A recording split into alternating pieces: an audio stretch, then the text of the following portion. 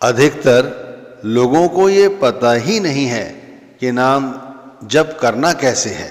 बस वे तो उठे और जहाँ लेटते हैं वहीं उठकर बैठ गए और आंख बंद करके नाम जपना शुरू कर दिया। आजकल तो ठंड है, इसलिए लोग क्या करते हैं, एक बहाना मन में उन्होंने बना रखा है, क्यों आसन पे बैठना, यहीं बैठ जाते हैं और जो रजाई जो कंबल उन्होंने सोते समय ओढ़ रखा था बस उसे और ओढ़ लेते हैं। 2 मिनट नहीं लगते, 2 मिनट के अंदर ही गर्दन नीचे झुक जाती है, जो गर्मी रहती है उसके अंदर। तो नाम जपने का ये सही तरीका नहीं है भाई।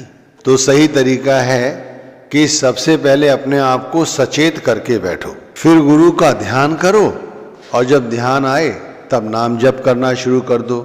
लेकिन जैसे ही हम गुरु का ध्यान करते हैं हमारा ख्याल नीचे गिर जाता है, फिर हम उसे उठाकर ऊपर लाते हैं, थोड़ी देर बाद फिर वो नीचे गिर जाता है। तो इसका एक और आपको अच्छा तरीका समझा रहा हूं। भाई गुरु ने नाम दिया है तो गुरु अब हमारे अंदर है। गुरु शब्द है ना, जैसे कहते हैं गुरु शब्द है, तो गुरु हमारे अंदर है। तो गुरु जानता है कि भाई ये जो व्यक्ति है ये नामधारी मेरा है। अब जैसे करोड़ों लोगों ने गुरु से नामदान लिया हुआ है, अब चाहे कोई अफ्रीका बैठा हो, जापान बैठा हो, तो गुरु की पहुंच वहां तक है। कैसे? क्योंकि भाई उनके अंदर शब्द समाया हुआ है। अब गुरु का स्वरूप ध्यान नहीं आता तो क्या करो, ये समझो जो अंदर है हमारे शब्द वो गुरु है और उस शब्द के साथ अपने ख्याल को जोड़ो। इससे क्या है, कई फायदे हैं। सबसे बड़ा फायदा है कि हमें अंतर की अनुभूति होगी, इससे ख्याल बहिर्मुखी नहीं होगा। दूसरी बात, जब ये एहसास होगा कि गुरु अंतर में है तो हमारे अंदर भाव पैदा होते हैं, भक्ति बढ़ती है, विश्वास बढ़ता है, अपने आप हमारे अंदर करुणा आ जाती है, हमारा रुदन शुरू हो जाता है। ये प्रेम रुदन है, आंखें भर आती हैं। अब जैसे मैं सुमिरन करने बैठा और थोड़ी देर में ख्याल ऊपर से धड़ाम से नीचे गिर गया। अब मैं गुरु को कहाँ ढूंढूं कि जैसे मैंने उनका पिछला सत्संग सुना था या मैंने यूट्यूब में उनकी फ़ोटो देखी थी, वो ऐसे बता रहे थे। इन सब की बजाय ये अनुभव होना चाहिए कि भाई जिस दिन गुरु ने हमें नाम दिया था वो हमारे अंदर समा गए थे। भाई इसीलिए तो देखो गुरु पहचान लेते हैं अपनी लाखों करोड़ों में से कि ये व्यक्ति मेरा है। तो भाई इस तरह गुरु का ध्यान करोगे तो ख्याल नीचे नहीं गिरेगा। एक बहुत अच्छा तरीका है ये, इससे हमारा ख्याल ऊपर की ओर चढ़ता है। और जिस दिन ये अभ्यास बन जाता है, एहसास होने लगता है कि शब्द हमारे अंदर है, तब हमारा ख्याल अपने आप दुनिया से विरक्त होने लगता है।